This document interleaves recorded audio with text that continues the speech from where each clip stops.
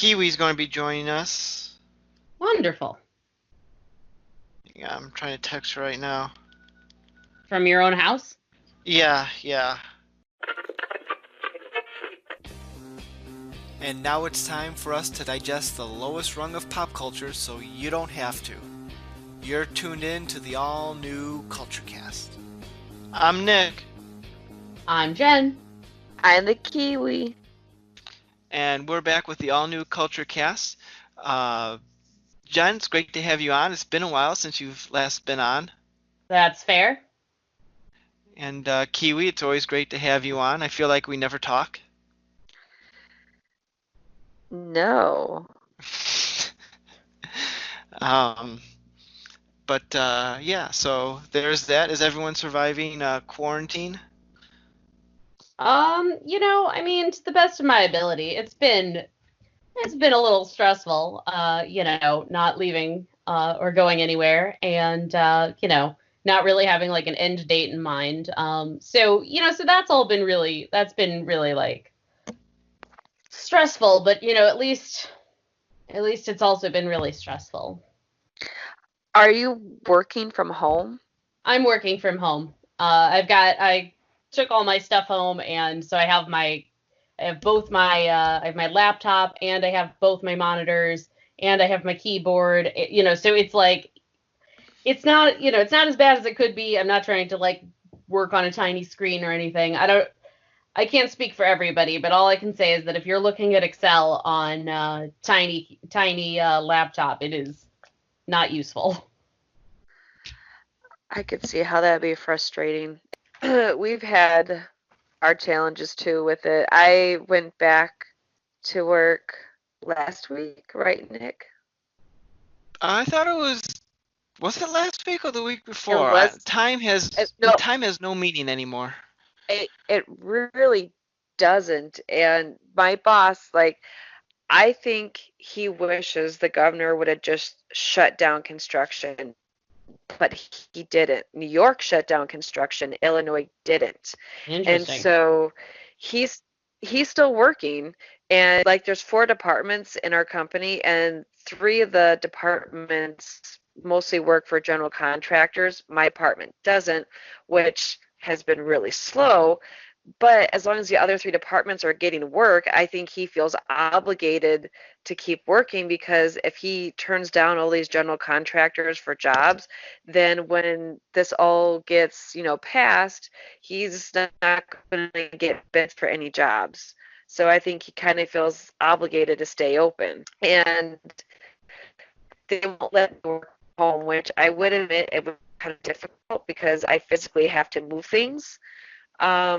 But they seem like they're taking things more seriously in the office. I mean, I have my own office. I keep the door shut.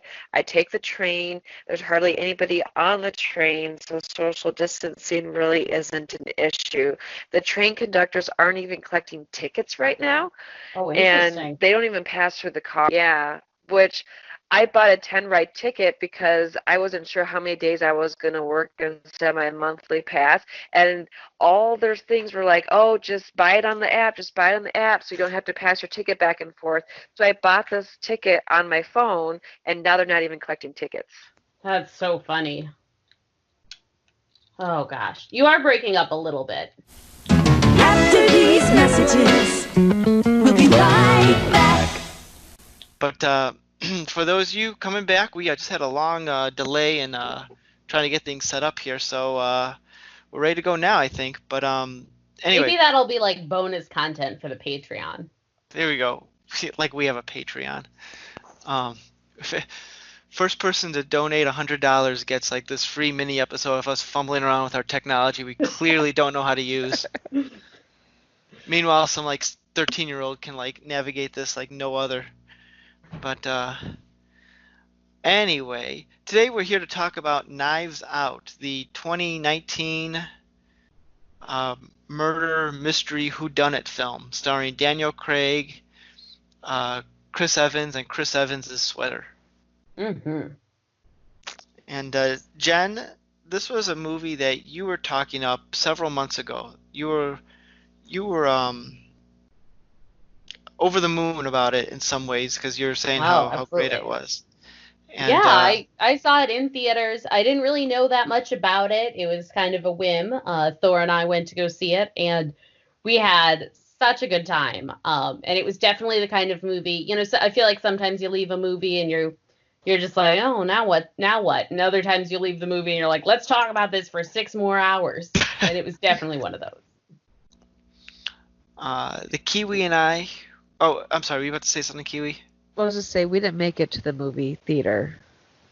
You have 7 small children. 2, close. Mm-hmm. 2 real babies and 3 fur babies. Yeah. But yeah, we rented this on the Red Box for $1.75 or however much it was. Right But, before the stay-at-home order. Oh, gosh. Right. So I'm sure the disc was super infected. But we yeah. So when we watched this, about a month and a half ago, Yeah, about a month ago, I think. and I know I enjoyed it. I like some of the subversions it took. I may not have been as blown away as you, Jen, but I'm sure we'll get into that. Kiwi, what were your thoughts on it? I probably lie with you. I enjoyed the movie. I don't know if I'd talk about for 6 hours later, but I want to hear why Jen thinks that. Sure. Ready for my interrogation?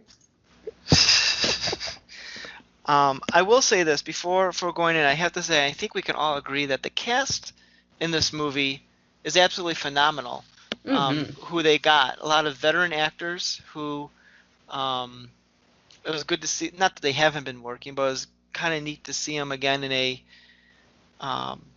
high-profile movie that you've not seen them in many high-profile movies in a while. I guess you can argue Jamie Lee Curtis is, at least in my eyes, arguably the biggest star in terms of legendary casting in the film, just because of her length and outside of the Halloween movie that came out a year or so ago, you haven't really seen her in a while, and so I was really excited to see her in this Yeah, in this film. I thought I heard she retired, but I must be wrong. Also, when actors retire, I feel like they come back if they feel like it. Right. If the part and the money is good enough, they'll be back. But yeah, I mean, and what's interesting is like these are all veteran actors who are people know them. They're high-end actors, but they're all in like very supporting roles. Like it's if your name wasn't Daniel Craig or Chris Evans to a certain extent, or oh, I can't think of the newcomer's name. Is it Anna something or other? Anna Day. Yes. Yeah. Like the movie was focused so much on them that the other big name actors were kind of like just having side bits, which was an interesting move, I feel. Mm-hmm. So, anyway, Jen, why don't you go in since you're the originator of wanting to do this episode in many ways. So, what fascinated you so much about this movie? So, like I said, I saw this movie in theaters when it came out, and I also rewatched it again today after work, just to refresh. I didn't want to come in without remembering everything. So, so I thought it was so great. Like, it's a really interesting movie in that, first of all, I mean, you've got the murder mystery at the center of it. There's kind of a mystery on a mystery on a mystery, in terms of, who killed Harlan, who killed Harlan Thrombey. So there's the different levels on which it is interesting. I think it's always great to see it definitely scratched the itch that you get from like a Ocean's 11 kind of movie where everything is just very tightly plotted and you think, oh, there's no way they could figure out a way to end this, and then it just keeps kind of perfectly building on itself. So I think it scratches that same sort of itch of enjoying a heist almost. I mean, it's got like heisty elements to it. So I think that's kind of one level on which I like it. I also think there's just a lot of like really interesting like social commentary in there that I think a lot of movies, wouldn't go into. And I think, and like you said, I think the cast is just so great that there's a lot of like really interesting like character choices and moments. And it's definitely a movie, I think, that, having now watched it twice, I'm glad I got the chance to watch it twice, because it definitely builds on itself. It definitely like, benefits from repeat watchings. And, I think also it is definitely a movie that you can look and just go in and it's a feast for the eyes between the amazing house and Chris Evans's sweater and all these other little details. I think there's a lot to really like enjoy there in a way that sometimes you just don't always see that kind of care and visual interest in a movie. So I think those are kind of my 4 areas on which I base this recommendation. It's interesting you bring up the color or the way it was shot and everything, because I thought the movie had a lot of popping colors in it, particularly in the wardrobes. And maybe I'm thinking too much of the poster for the movie, because I know everyone's in like bright colors, like Daniel Craig's in like a bright greenish suit, and I think Jamie Lee Curtis in a bright pink outfit. But it has almost a dare I say like almost a comic book element in so much in terms of the visuals, where it is very much, as you say, a feast for the eyes, which I hadn't considered before. But yeah, that's a good way of putting that. What did both of you think about the movie's kind of atypical in so much that you find out what happened the night of about a quarter of the way through the movie. That whereas a standard murder mystery, or going into a murder mystery like this, you'd think that, oh, we'll find out, everything will get revealed at the end. But no, they're kind of upfront with that, and the rest of the movie is her trying to retrace her steps to make sure she's not found out, for her seemingly misgiving, and then the movie takes a swerve with Chris Evans' character. What were your guys' thoughts on that, or your ladies' thoughts on that, rather? Kiwi, do you want to go first? I mean, I guess I hadn't thought about that point until now when you brought it up. I guess that's what makes this movie different, is that who did it right away, but obviously there's more to it, because otherwise it wouldn't have a movie.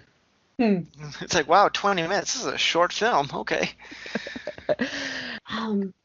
Anyway, so this movie is, the thing I really like about it is there's a lot of layers, and the way they play with all these flashbacks. And at first you think, there's definitely a lot of ways in which, for instance, there's the scene where they're all sitting around and they're like, oh, Marta, she's like one of the family, and they're calling her over. And when you first see the scene, you're like, oh, that's nice. And then when you watch it actually play out, you learn that actually they're bringing her over so that they can talk about how to get the illegals out of the country. And you're like, oh, right.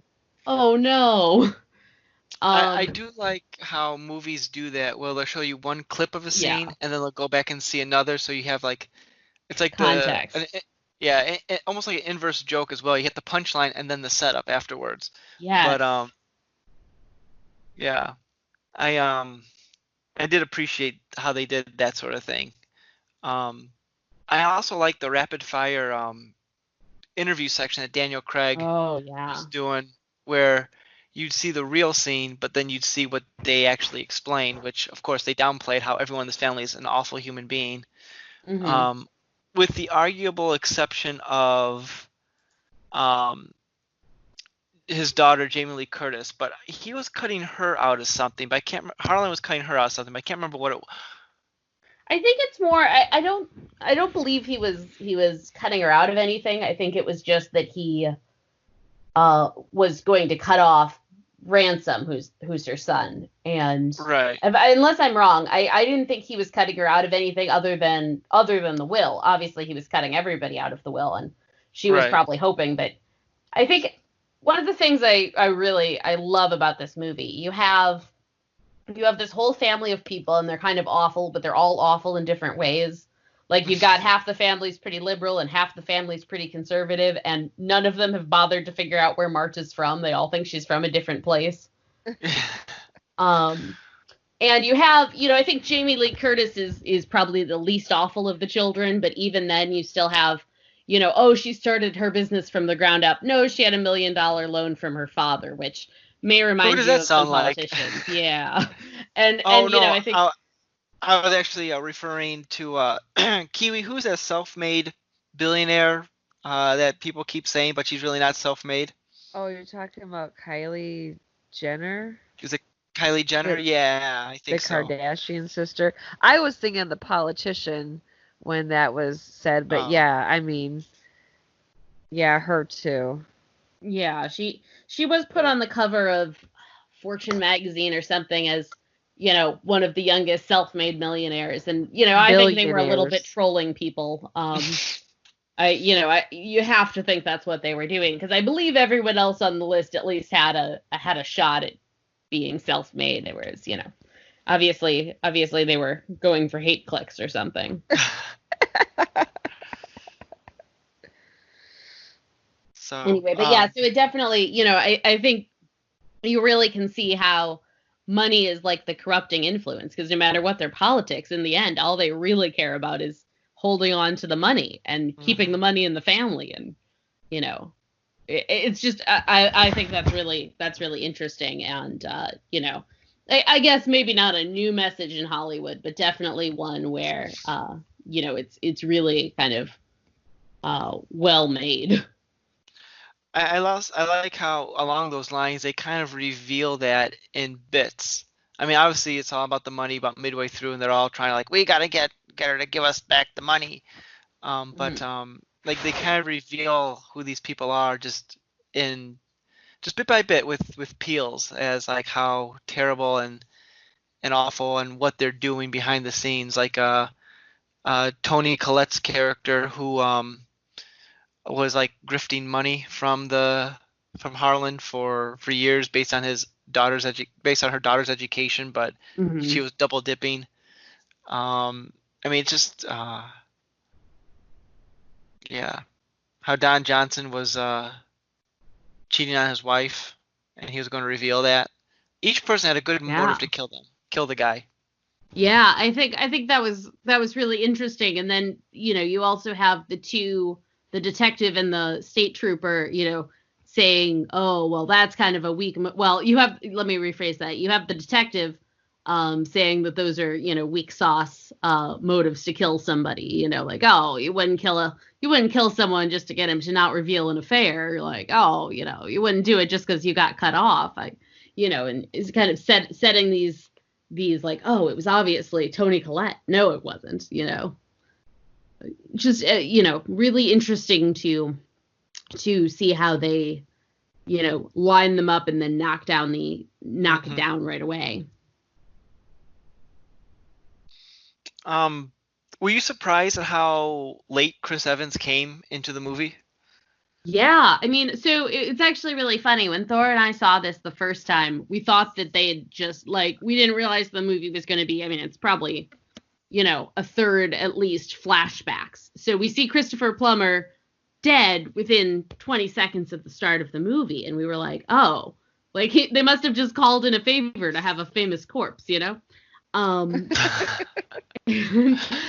Anyway, but yeah, it was really surprising to me, I think, the first time I watched it, to see how, you really don't get much of him other than a few brief glimpses of him, angrily storming out of the party.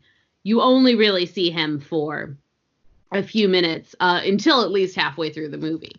And, I think that's a really interesting choice. And, on the one, I guess you could look at it as, oh, they're trying to, help you not guess what his involvement in the whole process was.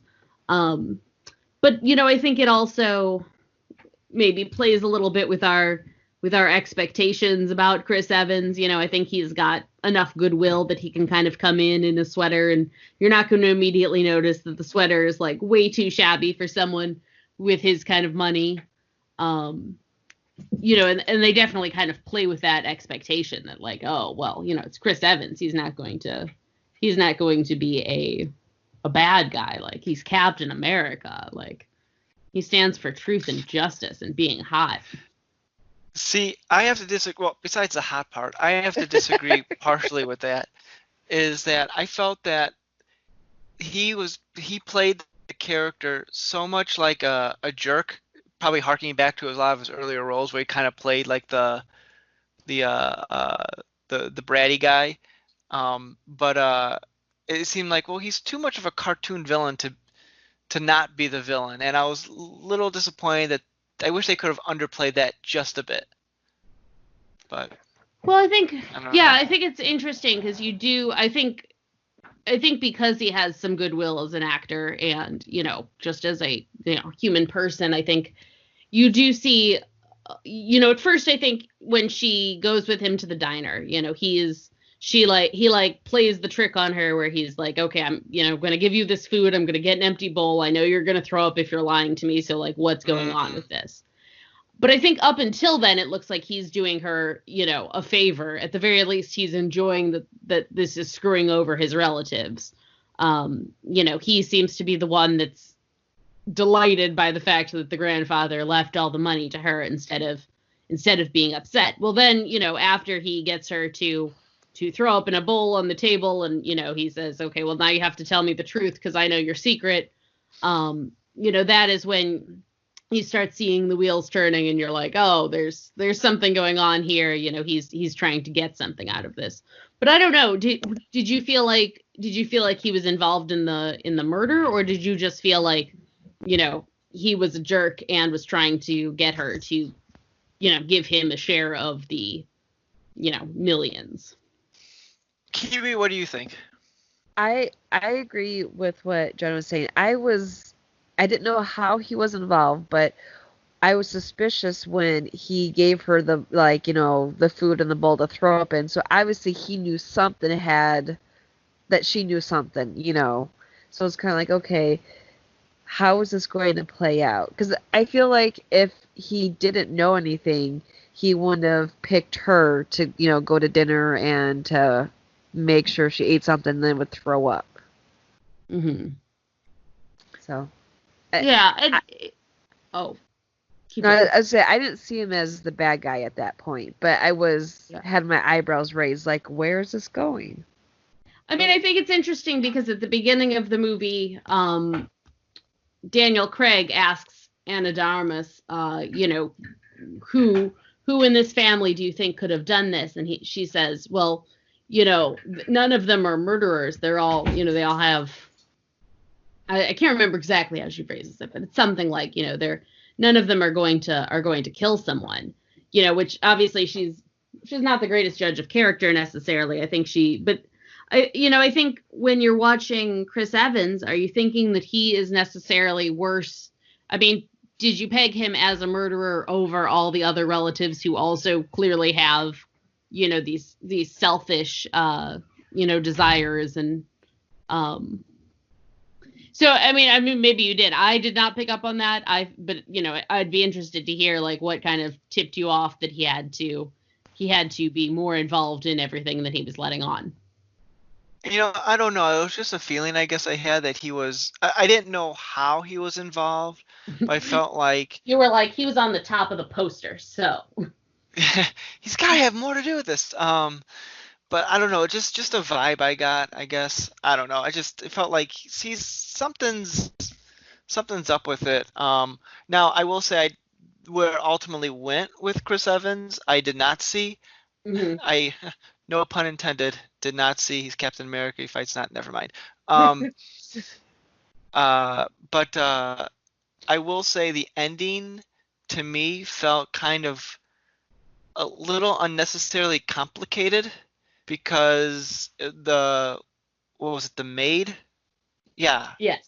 The maid Fran was seemingly attacked, and she was at the hospital, and Evans killed her because she somehow knew that he was involved, but then it was revealed that he switched all the medicines, but it just seemed like for a movie that overall is, this is going to sound weird, kind of straightforward in its murder mystery, I feel like it got too word jumbled at the end about who was doing what and how, and characters starting acting a little bit too. They seem a little bit too clever for how they were earlier in the movie. How like Marta all of a sudden said, "Oh, Fran's alive. She's going to implicate you." Like immediately after learning she really died. Like she was able to, I don't know, what do you say? Think on her feet too quickly. Yeah, especially like someone that presumably she's worked with for years is now dead, given the stress that she's clearly had the past couple of days. Maybe she's just numb to it all at this point. I don't know, but it was a neat reveal because all of a sudden she like barfs on him when um, it all comes out. But I don't know whatever. why I shouldn't have been that they actually killed her. I realize that's strange, but I didn't see, like, I thought, oh man, she is gonna live, and like, no, she's dead.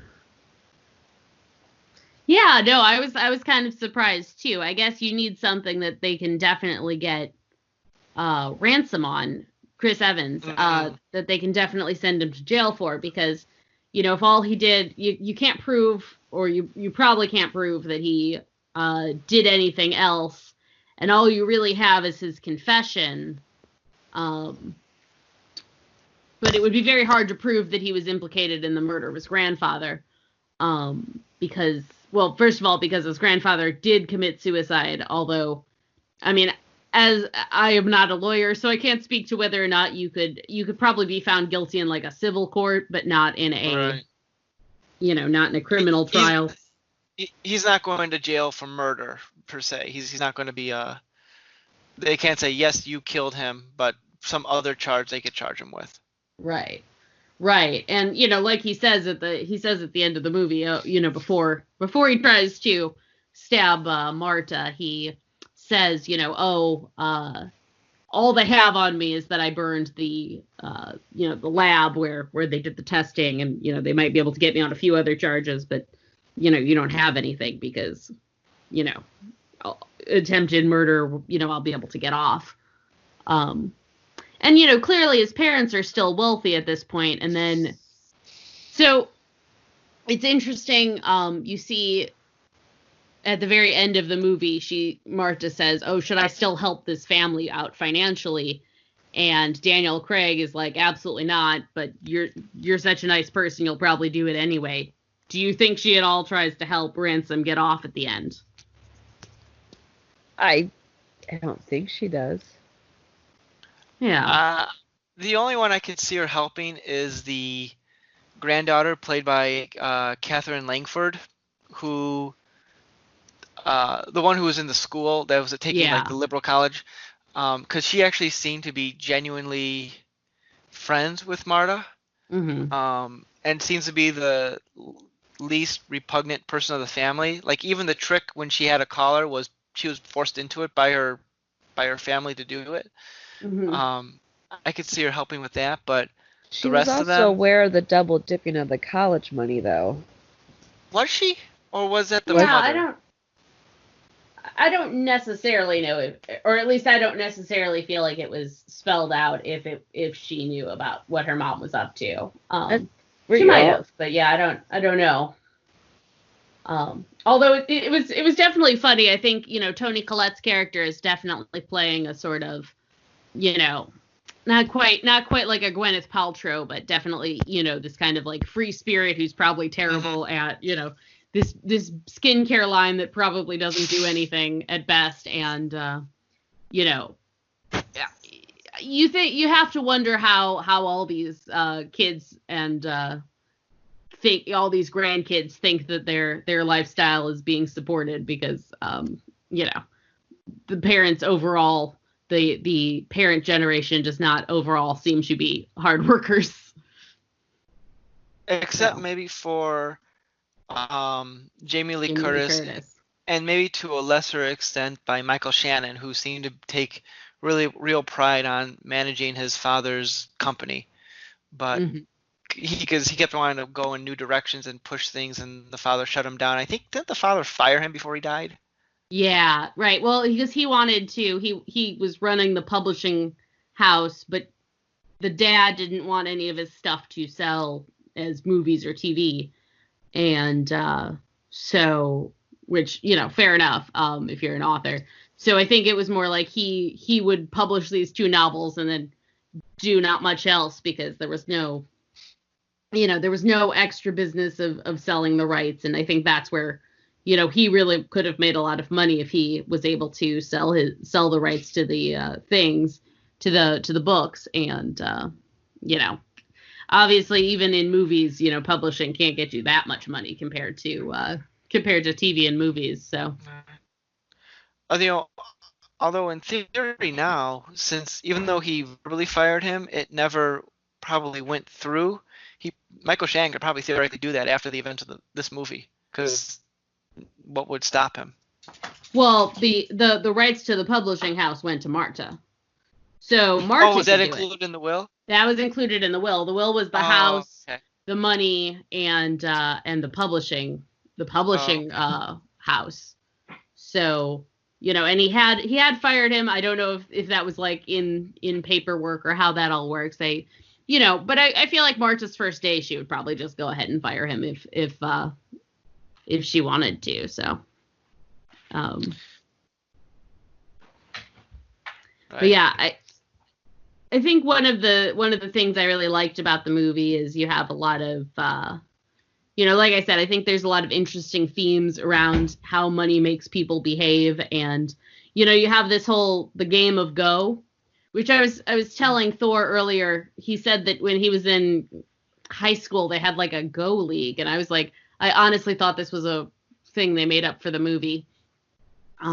So anyway, apparently it's a real game. And, the whole idea that the only person who could beat the only 2 people who could beat the grandfather at Go were Ransom and Marta, and he said Marta could probably beat Ransom at it. And so, so there's like a lot there to unpack in terms of, what kind of game you're willing to play. And they said, you weren't willing to play his game, and you got to invent your own path, and now you get all this money. So, I just think that's a really interesting message to have at the end of the movie. What did you think of Great Nana? Yeah, she was amazing. I was reading on IMDb that the actress Kay Callan.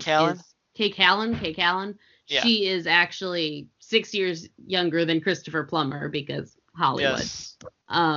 Also, to be fair, there's probably not a lot of 105-year-old actresses floating around at this point. But I thought she was great, and I also thought it was very interesting that not Michael Shannon, who's the other one? Don Johnson says at one point, Harlan and I fought about telling Jamie Lee Curtis that Nana was finally going in a home, as opposed to we fought about the secret affair I've been having this whole time. And so you see that that lie play out and everything, but that actually it had been, the idea that there's this 105-year-old woman who just seems to sit and stare and, not interact with anybody. Where is she living? I have a lot of questions if she's not at a home. Presumably she's living in the house, but does she have a room, or does she just wander around? Because during one of the flashbacks, when we saw Chris Evans climbing up the side window, she's just like staring out the window. Well, I think all of the family is staying at the house for the party. Like, everyone's spending the night. You see everyone there. That confused me. I was like, everyone, like, they're not living there, right? They're just visiting. They're just in town, and it's a big ass house. And he's got, he's got at least one live-in servant, and honestly, it sounds like a great place to go for the weekend. Let's go. Yeah. I was also reading that apparently the house they used, the inside was shot, in different places than the outside shots, obviously.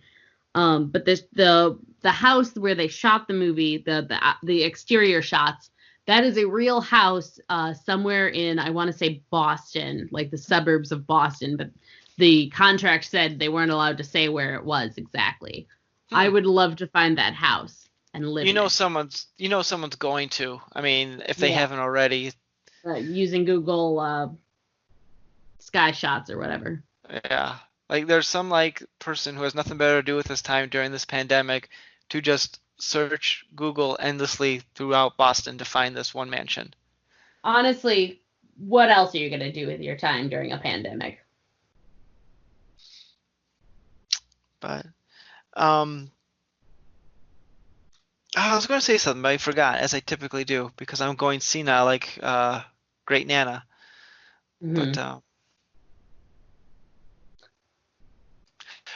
one of the things, did you buy into, kind of going back a minute to what I was saying about characters acting a little bit too quickly on their feet, did you buy into Chris Evans being able to know about the medications and switching them and everything else? Because I was surprised that he would have foresight to think of that quickly. So yeah, that's an interesting thought. So the kind of two things I'd push back on there, like number one, the whole reason he hired Daniel Craig was because he reads the New Yorker. So obviously, as someone who also sometimes reads the New Yorker, that is an indication that you're brilliant.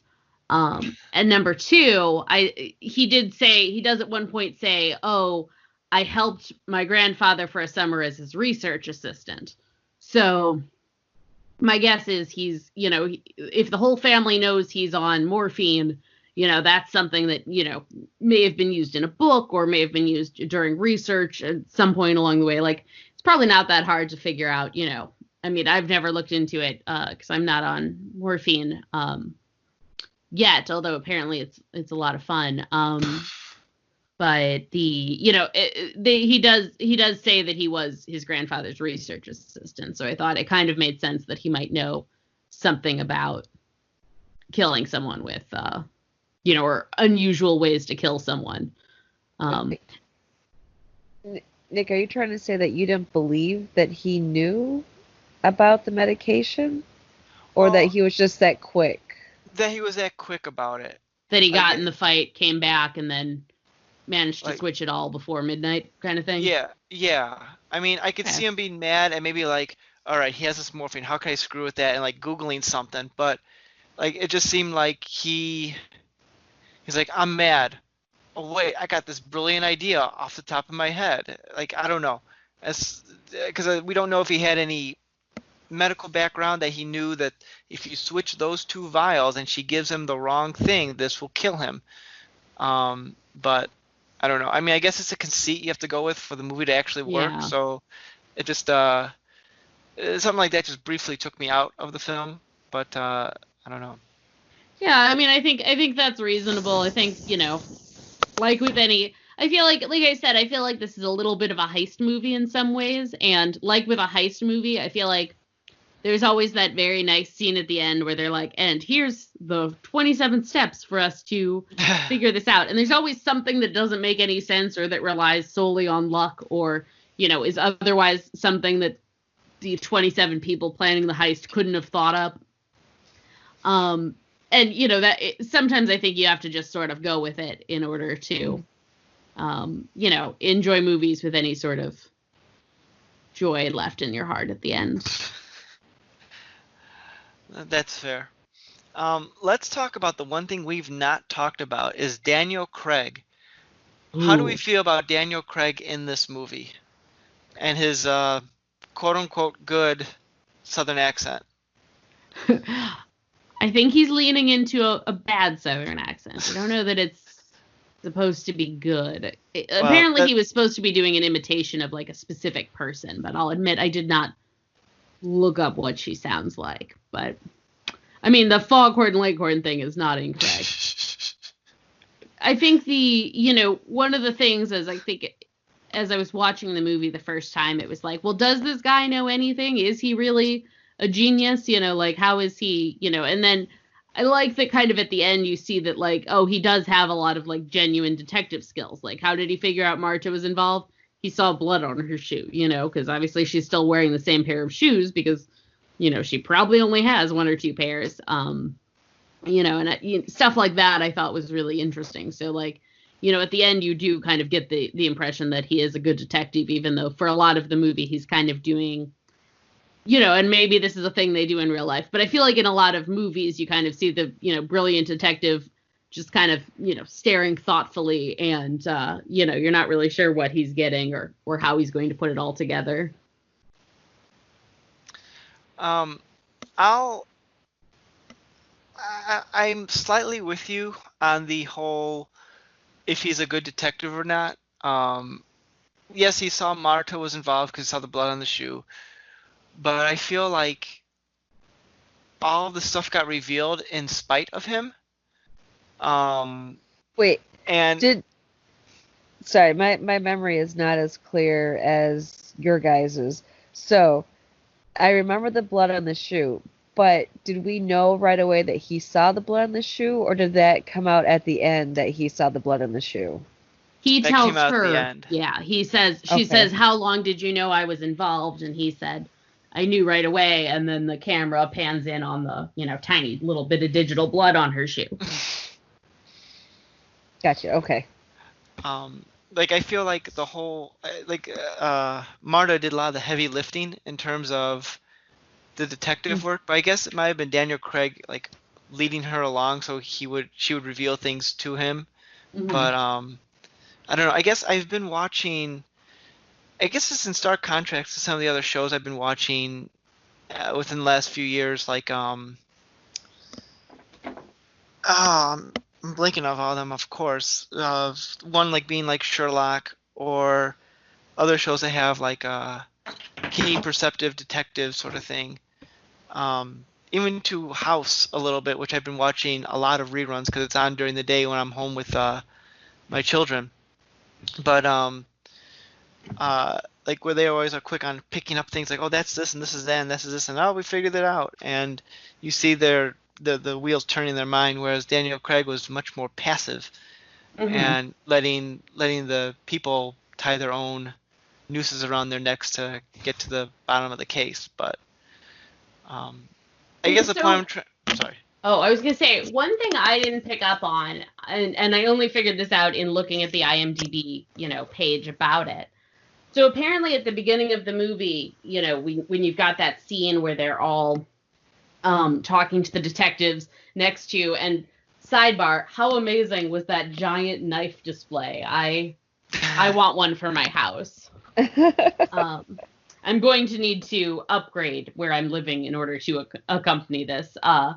But anyway, so at the beginning of the movie, you see them all, being interviewed by the detective and the state trooper, and Daniel Craig is standing out in the back, or standing back, and every time he plays a piano key, that's how they know it's time to ask what time they got to the party. Like, he's passive, but he's also, like, he had specifically covered that with the detective. Mm-hmm. To say, like, okay, well, when I press this key, you've got to, when I hit the key C or what have you, this is where you ask them this question, and this is where, so they're definitely, I agree with you that he definitely is playing like he's very passive, but he does seem to be, putting in some real thought as to how, right, some real, effort into,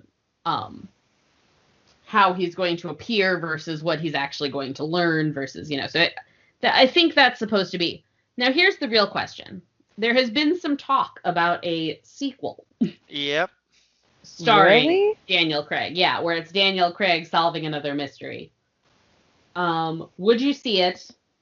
And if he did do another one, shouldn't Marta be his second in command detective? Just like bored rich lady wants to become a detective. Yes or yes? Kiwi, I'll let you go first. I like Daniel Craig. I like the character he played in this movie, but I feel like it takes away like the charm, like what I obviously we wouldn't go to the movie theater because it's very hard for us to get out to go to the movies. We were able to get babysitters to go see the Avengers game and Star Wars priorities. But when we rented or if I saw, it was on Netflix or, Amazon Prime, I'd probably watch it. But like, I don't think it couldn't really be a sequel because you're going to have the same plot with a different cast essentially. Yeah, that's fair. It would be interesting to me if they do end up doing a sequel and he's the only character or there's only one or two characters that pop back up, and it would be interesting to me if they did that and then it was like a different sort of genre, because this was like very clearly like a kind of definitely a play on like the old detective movies and stuff. It would be interesting to me if they did a very similar, like they had him as a detective, but it was like a very different sort of movie, if it was a different genre of movie. Would you go to the theater to see it or like? Oh yeah, but home? I don't have any kids, so like whatever. Yeah, why not? For me, personally, I think a sequel in this case is not the greatest of ideas, in so much that Rian Johnson, who wrote and directed this movie, I guess was working on this film for years to get the whole murder mystery aspect, specifically the writing, like worked out and all that. Mm-hmm. So it's clearly a passion project for him. But to like do a sequel that will presumably come out in the next 2 to 3 years seems like it's more, well, you spent so much time cultivating this one, and now you're going to do another one that may not take as much time, and is it going to be as good? Is it something that's needed? But a sophomore album problem. Yeah. Having said that, though, I could see it being done like an Indiana Jones or a James Bond, where you have the same central character going on a completely new adventure in the next movie, or in this case, a new mystery in the next movie, and it working because it's him.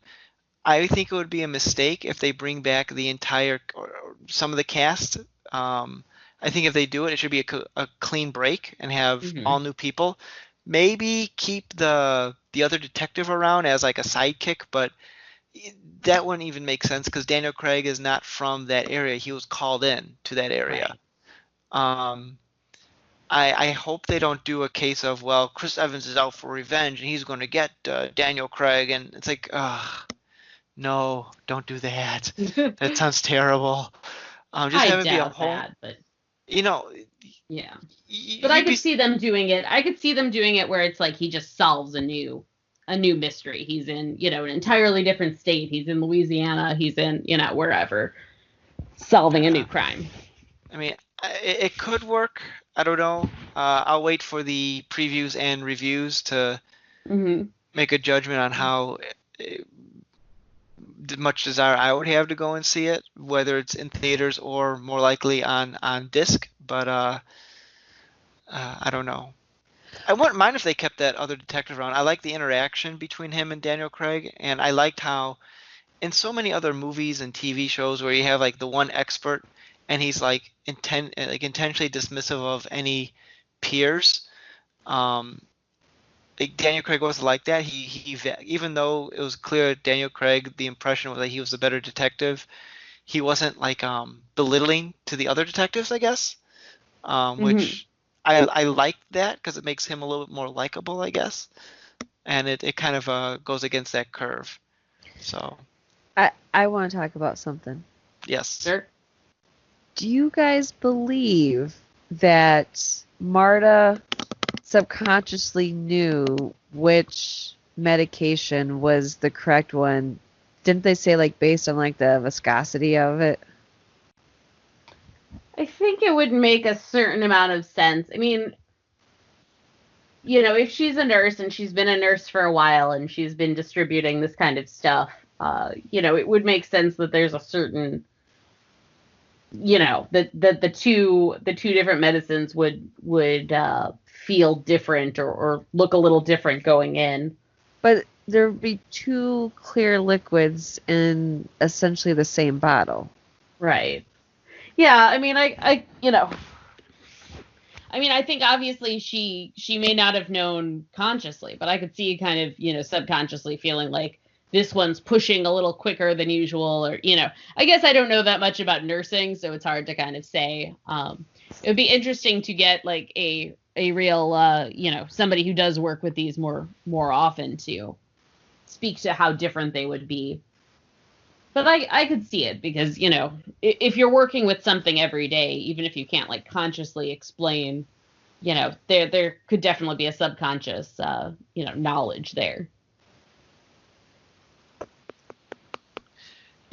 Along those lines of that scene, Kiwi, you brought this up when we first watched it about how calm Christopher Plummer was, realizing that he was going to die. Yes. It just seems very... and John, I'm curious on your take on it, because I agreed with you, Kiwi, that he was like, oh, I got the wrong stuff. Well, here's what you need to do. You gotta go out this window, then you gotta do this, you gotta go down here, and then you gotta do this. He was very... See, to me, that was almost the most unbelievable thing, that he could conceive the whole plot to save Marta, and his suicide would cover it up. To me, that's... Yeah. It's more quick-witted than what Chris Evans did, switching the medication, or what did we talk about earlier? Or the Marta kind of line that the maid had died. Yes.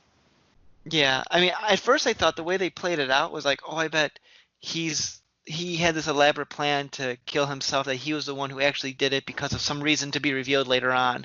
Yes, but, I'll get behind you on that. Yeah, that's fair. But he was just kind of like, no. But I guess who doesn't have a plan in case your medicines get switched to save your nurse? I mean, he probably... Well, it does. So the one thing I did notice that I didn't notice the first time, but on the rewatch I did notice. At one point, they're talking. I can't remember who it was. I want to say it was his son, who's in publishing, says to him that he was that he would think up these elaborate plots and they'd all just come to him fully formed. So I think that's why he's he's a mystery novelist, and that's how he can kind of get away with it, or at least that's the conceit. I mean, I think, like I said, as with any heist movie, with any movie, period, there's always going to be something where it looks a little weird. It didn't bother me, but it is a very quick, well thought out plan. That's kind of, based in like really knowing where everyone's going to be and where all the cameras are. And I mean, I couldn't do it, but I'm not a movie character either, so yeah. But I mean, they definitely do try to at least give you an explanation for it in the film. I still like the movie, and I don't know if it's just that because I'm getting older or what, but like, even though I know, okay, this is gonna sound stupid, but I turned on a cat movie on Amazon Prime for my daughters to watch, and at one point I'm watching this, and they're talking animals and everything. They're trying to go into this Peachtopia, and they have to get through the pond, and they go on this boat that obviously they would not be able to go into. Just trust me on this. And I'm like, that couldn't happen. And I'm like, but these animals won't be talking in the first place. And you could accept talking animals, but this little boat, no. What movie was this? I don't even remember. I think it was called Cats or something. It's on Amazon Prime, and it had talking cats. I thought the girls would like it. With Rebel Wilson and James Corden? No, I actually thought it was a sequel or prequel to the movie Pets because I thought it was the same Uh, characters, the animation. But right off the bat, I realized it was the same movie. But it kept one of the girls interested, so I left the movie on. But it's just like I can't. I'm like, no, that wouldn't happen. That wouldn't happen. And I don't know. It bothers me more the older I get.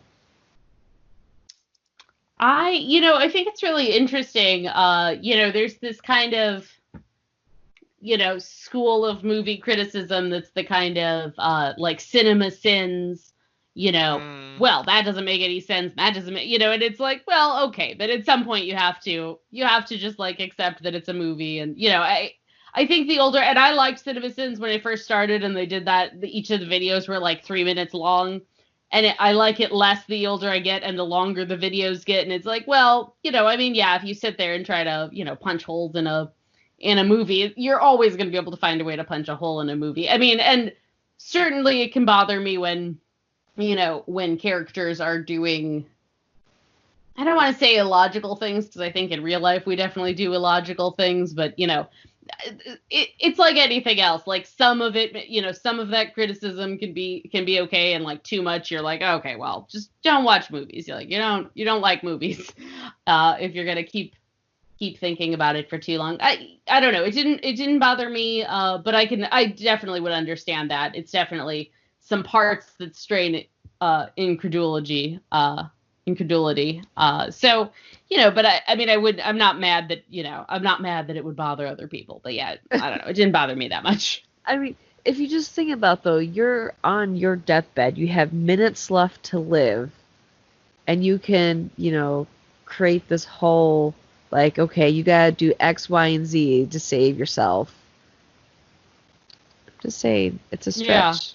Oh, definitely. Yeah, I mean, it definitely is. But, in the same way that like characters in movies always have good lines immediately and never go to the bathroom, just gotta accept certain things. Like I said, sometimes it bothers me in a movie and sometimes it doesn't. So I think if it's something where I'm also entertained during it, I'm not going to worry as much about it. But if it's a movie that is already bad to me, then I'm going to especially just sit there and be like, oh man, and then this thing is wrong, and then this thing is wrong. Uh, so I think it just kind of depends overall on your interpretation of the movie. I'll give you that. Yeah.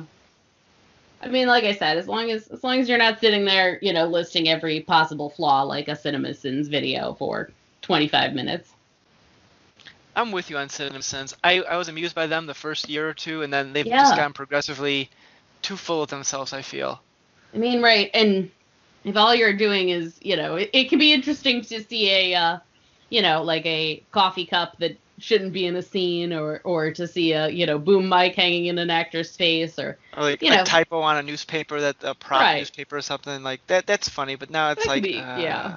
Now it's just I don't know. It to me it sucks some of the joy out of it, and I think movie criticism can be so much more. It can be like a real like interesting, in-depth sort of thing, and like if all you're doing is sitting there and being like, oh, whatever. Like I don't know. Like I said, I had to unsubscribe from CinemaSins long ago, but they still pop up, and I know there's like an 18 minutes of everything that's wrong with Knives Out there. So we should probably watch it and then report back for our Patreon listeners. once again, we do not have a Patreon, nor do we have listeners. Perfect. So, all right. Well, I mean, it's getting kind of late over here, and Definitely. I'm going to have to be up. Both of us, Kiwi and I, both have to be up early tomorrow for different reasons. But let's wrap this sucker up here. So, Jen, out of 5, how many knives do you give Knives Out? I'd give it 5 knives. 2 of the knives are fake knives. Kiwi, what about you? I'll give it a 4. I'll agree with that. 4 out of 5 knives. Mhm. So there you have it, folks. The definitive rating of this movie, except no substitutes. So, All right, I think that'll do it for this time around. Jen, it's great to have you back. We need to have you Oh, of back more course. often. So Yeah. last time we talked, it was pre-Oscars, and the world was very different then. You Now, know, I read something the other day that was like, do you know that that the Oscars were a month ago, and when what was it called? Parasite. Parasite won, and we were like, it's a new world. And then unfortunately it was a new world. Like it is, and you know, what a year this month has been. I'm seeing this article here, not to end the show on a down note, but they said March 2020 was the first March without a school shooting in the U.S. since 2002. Yeah, I heard that too. Yeah. It's So, because no one was in schools. yeah. There, I explained the headline. You You're welcome, did. Thank Internet. you. I think it's like you said.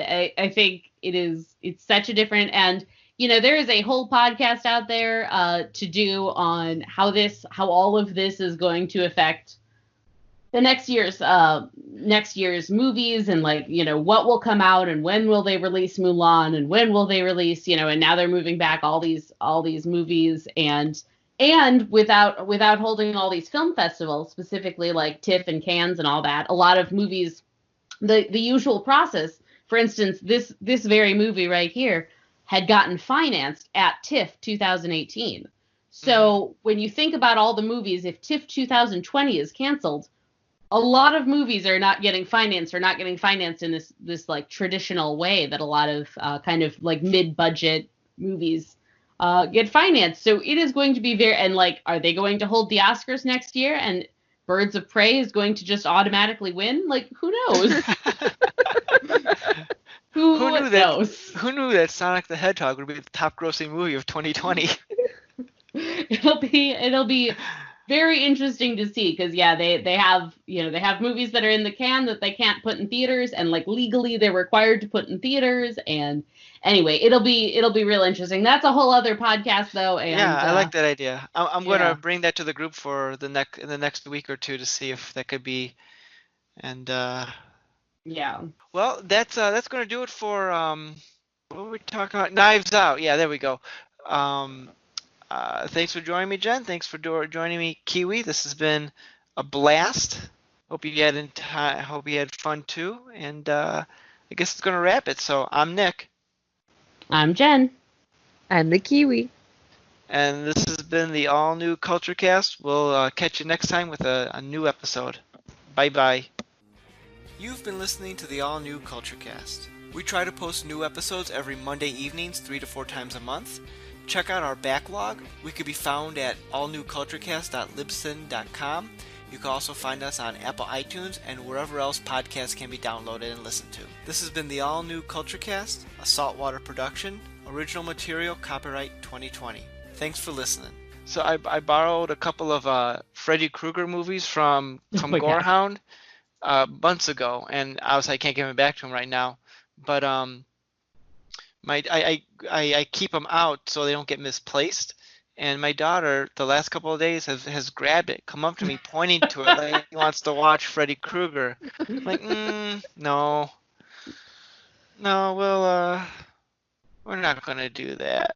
Isn't it enough that there's already going to be one little girl in this town who's going to be obsessed with horror movies? Now you have to get your two kids involved too.